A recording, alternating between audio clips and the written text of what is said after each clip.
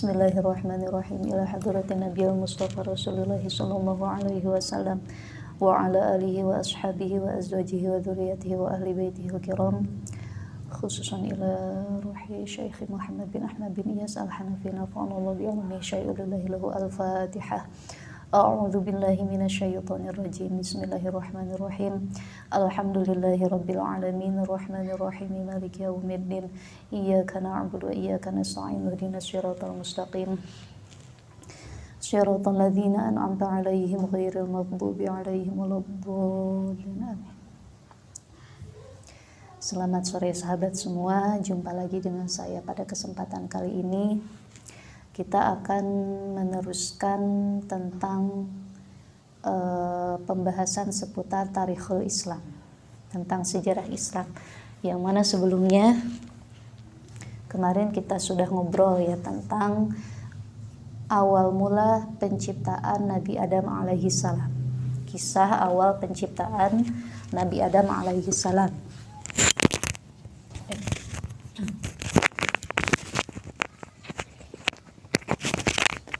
Nah, untuk kali ini sebetulnya kisah awal mula penciptaan Nabi Adam itu masih panjang, masih lebar pembahasannya. Tapi supaya tidak bosan, kita akan seling dengan dzikru qissatis Iskandar Dzulqarnain. Kisah tentang salah seorang tokoh muslim yang sering kita dengar namanya, yaitu Iskandar Dzulqarnain. Yang mana Iskandar Dzulqarnain ini adalah salah satu tokoh di dalam peradaban dunia yang namanya diabadikan di dalam Al-Quran, yakni surat Al-Kahfi. Nah, dalam surat Al-Kahfi itu kan banyak ya mengisahkan 3 kisah sekaligus. Yang pertama itu kisah 7 pemuda Ashabul Kahfi yang berkebangsaan Yahudi itu yang tertidur di dalam gua selama ratusan tahun lamanya. Kemudian yang kedua kisah perjalanan Nabi Musa dan Nabi Khidir alaihi salam, waktu Nabi Musa berguru kepada Nabi Khidir. Nah, kemudian yang ketiga yaitu kisah separuh perjalanan hidup Iskandar Dzulqarnain. Pertama-tama yang akan dibahas oleh musannif pada pasal ini yaitu qala Allahu ta'ala wa yas'alunaka 'an Dzulqarnain, tentang siapa sebetulnya Iskandar Dzulqarnain ini. Sebab dari dulu sampai sekarang kan masih jadi perdebatan, banyak kaul, banyak pendapat tentang siapa sebetulnya Iskandar Dzulqarnain ini. Ada yang mengatakan bahwa Iskandar Dzulqarnain ini adalah Alexander Agung, raja dari Macedonia itu. Ada yang mengatakan beda lagi, ini bukan ya. Ini Iskandar Dzulqarnain memang raja, tapi bukan Alexander Agung ada. Nah, pun demikian di dalam kitab ini musannif menerangkan berbagai perbedaan-perbedaan pendapat yang datang dari kalangan para ulama. Yang pertama, qila huwa min auladid Dhuhaq. Ada yang mengatakan bahwa Iskandar Dzulqarnain ini adalah keturunan Ad-Dhuhaq. Ada seorang tokoh yang namanya Ad-Dhuhaq, tapi Ad-Dhuhaq di sini bukan tokoh yang terkenal pada masa dinasti Bani Umayyah, bukan ya. Bukan dinasti Umayyah. Nah, ini sebab Iskandar Dzulqarnain itu kan hidupnya jauh sebelum kelahiran Nabi Muhammad, bahkan jauh sebelum kelahiran Nabi Isa alaihissalam. Nah, ada yang mengisahkan bahwa Iskandar Dzulqarnain ini hidup pada masa Nabi Ibrahim alaihissalam. Ada yang mengatakan demikian. Nah, ini qil yang pertama bahwa Iskandar Dzulqarnain ini adalah auladud Dhuhaq. Wa kanat ummuhu min banatir Rum, yang mana ibunya berkebangsaan Romawi. Ibunya Iskandar ini menurut kaul yang pertama. Jadi masih keturunan bangsa Romawi. Wakila, kemudian kaul yang kedua ada yang mengatakan Iskandar Dzulqarnain ini adalah seorang pria yang bernama lengkap Iskandar bin Darib. Ada lagi yang mengatakan Iskandar bin Darib, raja yang menjadi raja bukan hanya di satu wilayah, raja di Estokhar, kemudian raja di Babel di Babilonia, dan raja di wilayah-wilayah yang masuk ke dalam kawasan wilayah Masyriq atau timur ya, timur. Wa qad kafalahu jaduhu abu ummihi wasmuhu Failusuf, yang mana Iskandar bin Darib ini diasuh oleh kakeknya dari ibunya yang bernama Failusuf.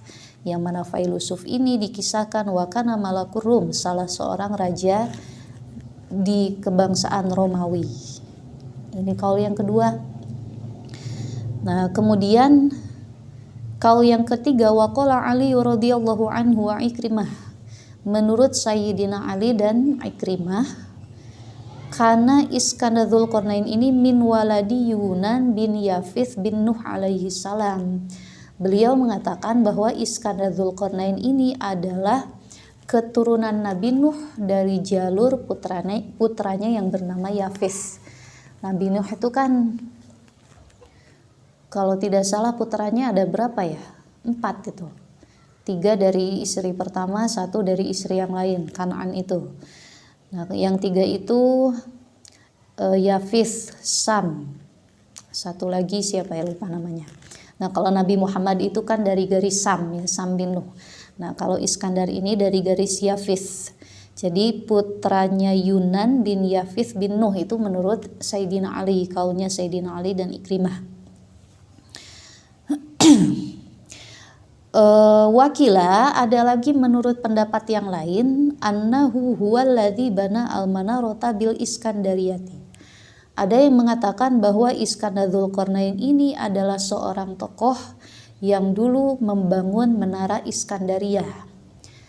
Kalau sekarang terkenalnya mercusuar Alexandria yang ada di Mesir itu kan ada.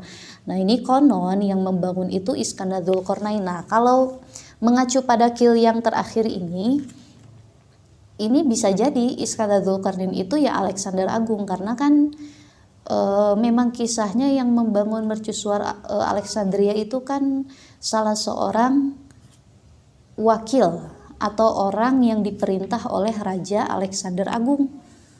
Yang membangunnya itu salah seorang yang diperintah oleh Raja Alexander Agung dari Macedonia. Nah, Macedonia yang kemudian beliau wafat di mana? Di Babilonia. Ini menurut kaul yang keberapa? 1, 2, 3, 4. Menurut kaul yang keempat bahwa Iskandar Dzulqarnain itu ya yang membangun menara Iskandaria atau sekarang dikenal dengan mercusuar Alexandria. Wakila asyana wa alfisanatin, yang mana Iskandar Dzulqarnain yang katanya membangun menara Iskandariyah ini hidup sampai usia lebih dari 1000 tahun. Ini berbanding terbalik tapi dengan kil yang mengatakan bahwa Iskandar Dzulqarnain ini adalah seorang raja Babilonia yang bernama Iskandar bin Darib. Nah, kalau kil yang mengatakan demikian justru berpendapat bahwa Iskandar bin Darib ini wafat dalam keadaan usianya masih muda, masih sekitar 32 atau 33 tahun, yang dimakamkannya di mana? Nebukadnezar di Babilonia katanya. Nah, ini makanya banyak sekali silang pendapat ya tentang siapa sejatinya Iskandar Dzulqarnain ini, tapi yang jelas Iskandar Dzulqarnain ini adalah seorang tokoh muslim yang dulu menjelajah dunia melewati jalur lautan sehingga menaklukkan, ya disebut penakluk bumi. Dulu kan mengarungi lautan dari Masyriq sampai ke Maghrib, dari timur hingga ke barat. Sama seperti tokoh-tokoh muslim lainnya yang terkenal penjelajah itu kan ada misalkan Ibnu Battuta dari Maroko. Kalau dari kalangan lain misalkan seperti ada Marco Polo dari Marco Polo itu Italia ya, ada Vasco da Gama dari Portugis dan lain-lainnya. Nah, ini termasuk Iskandar Dzulqarnain juga termasuk jajaran tokoh muslim yang menjadi penjelajah.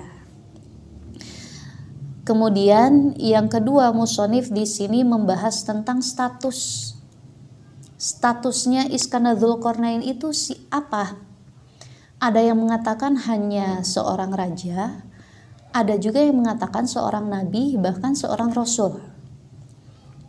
Nah, ini sama, silang pendapat lagi tentang statusnya. Yang mengatakan bahwa Iskandar Dzulqarnain adalah seorang raja ini faqala Wahab bin Manbah. Wahab bin Manbah kana abdan solihan. Beliau ini hanya seorang hamba yang soleh yang menjadi raja. Nah, karena punya riwayat hidup yang luar biasa, akhirnya diabadikan di dalam Al-Quran, dikisahkan kisahnya di dalam Al-Quran. Tapi waqala Ikrimah, menurut Ikrimah, Iskandar Dzulqarnain ini kana nabiyan mursalan ila ahli Babil. Seorang nabi, seorang rasul yang diutus kepada masyarakat Babilonia. Ini menurut pendapatnya Ikrimah. Jadi ada yang mengatakan hanya raja saja, ada yang mengatakan ya raja sekaligus juga rasul. Sebab nanti ada kisahnya bahwa perjalanan Iskandar Dzulqarnain dari Masyriq ke Maghrib, Maghrib ke Masyriq itu adalah atas tujuan menjalankan visi misi yang datangnya dari wahyu Allah Subhanahu wa taala. Nah, makanya ditarik kesimpulan bahwa Iskandar Dzulqarnain ini adalah seorang utusan. Nah, itu tentang perdebatan statusnya ya, status Iskandar Dzulqarnain. Kemudian yang ketiga, pembahasan yang ketiga dari musonif ini adalah tentang namanya. Ini kan Dzulqarnain ini bukan nama asli. Nama aslinya ya tadi ada yang mengatakan Iskandar bin Darib, ya Iskandar bin Darib. Kemudian mendapat julukan Dzulqarnain. Dzulqarnain ini yang memiliki 2 tanduk. Nah, ini asal usulnya kenapa kok disebut Dzulqarnain? Ini banyak pendapat juga. Pendapat yang pertama ini memaknai secara zahir bahwa Iskandar Dzulqarnain ini asal mulanya diberi julukan Dzulqarnain yaitu dari kisah ini. Dulu Iskandar Dzulqarnain itu kan diutus mendakwahi suatu kaum. Ketika datang kepada kaum tersebut, dia disambut dengan sambutan yang buruk sampai kepalanya yang sebelah kanan dipukul. Nah, luka, pulang. Kemudian selang beberapa waktu datang lagi kepada kaum tersebut, mencoba mengajak lagi untuk masuk ke dalam ajaran tauhid dari Allah Subhanahu wa taala. Masih enggan, kaum tersebut dipukul lagi Iskandar Dzulqarnain, kepalanya sebelah kiri. Nah, akhirnya ada 2 bekas luka di sebelah kanan dan di sebelah kiri kepalanya. Nah, yang pada akhirnya menjadi cikal bakal beliau diberi julukan Dzulqarnain yang memiliki 2 tanduk. Itu pendapat yang pertama yang memaknai secara zahir.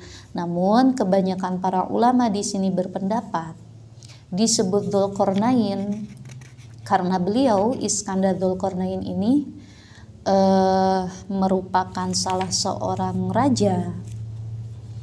Bagi yang menganggap hanya raja, merupakan seorang nabi, seorang rasul yang mampu mengarungi belahan dunia sebelah timur dan juga sebelah barat, yang mampu menguasai barat dan juga timur, Masyriq dan juga Maghrib, yang mana Masyriq dan Maghrib ini 2 wilayah inti di belahan dunia yang menjadi pusat peradaban dunia, yang kisahnya panjang sampai saat ini ya.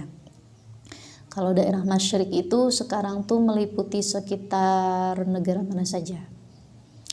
Arab Saudi, Palestina, Suriah, Yaman. Nah, ini kan masuknya Masyriq.